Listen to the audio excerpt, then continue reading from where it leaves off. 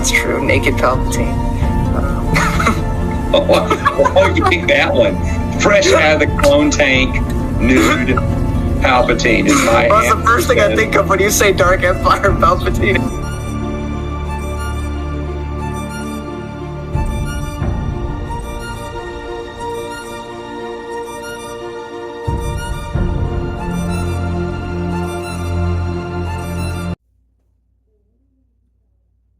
Hello, everybody.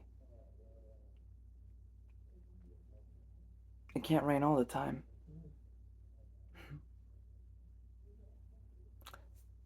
Welcome to The Crow. The comic. I mean, the movie's great, by the way. You should definitely watch the movie. I don't really want to get too much into the story. I think the story's pretty self-explanatory. A couple gets murdered one night. A crow resurrects Eric Draven so that he might invoke justice and get, not revenge, but justice on the men who killed him and his fiancée.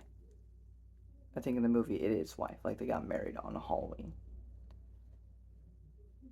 I expected something really edgy and goth, which it certainly was to an extent, but it wasn't about glorifying the violence, not really. The story behind this comic is quite sad, and this has been talked about in other videos. But this all comes from a place of hurting and pain. The author, James O'Barr, when he was younger, he had a girlfriend or fiancée, I don't remember. And he didn't pay off his car insurance, so I think he was like going on the bus and stuff. But one night he didn't want to wait. He asked if his girl could pick him up. But on the way to pick him up, she got hit by a drunk driver, died.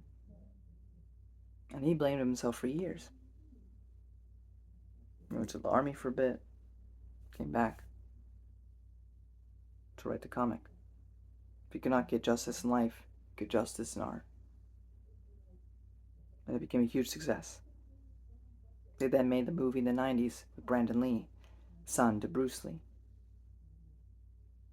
Only for a issue on set to have Brandon Lee actually shot by a prop gun on set.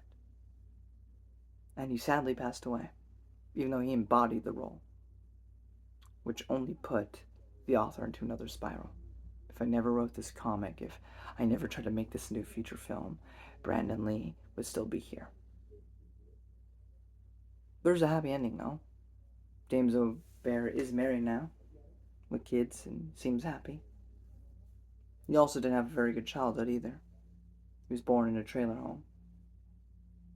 And he doesn't exactly know his actual birthday, because his mother didn't remember. Just knew it was in between Christmas and New Year's. So, just give him January 1st. Whether that's his actual day, we don't know. He doesn't know. But when I say this comic is art, I really mean that. You know, sometimes you read like a comic or you read a book like, I don't know, Halo Envoy, and you're like, man, this is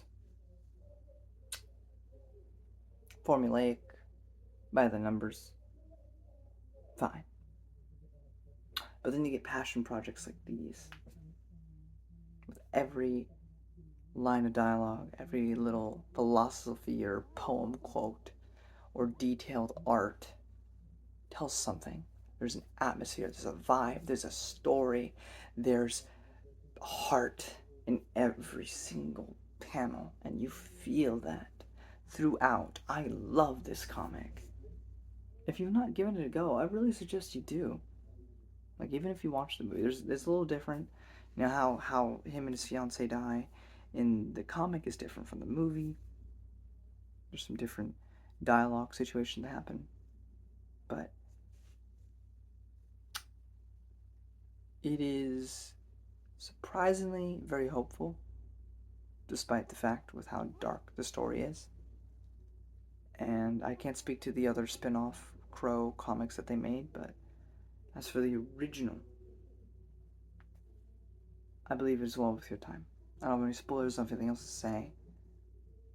I just think when you think about art, that this should be held there because it is art in every sense of the word, from intention to the emotion behind it to just the images on the page.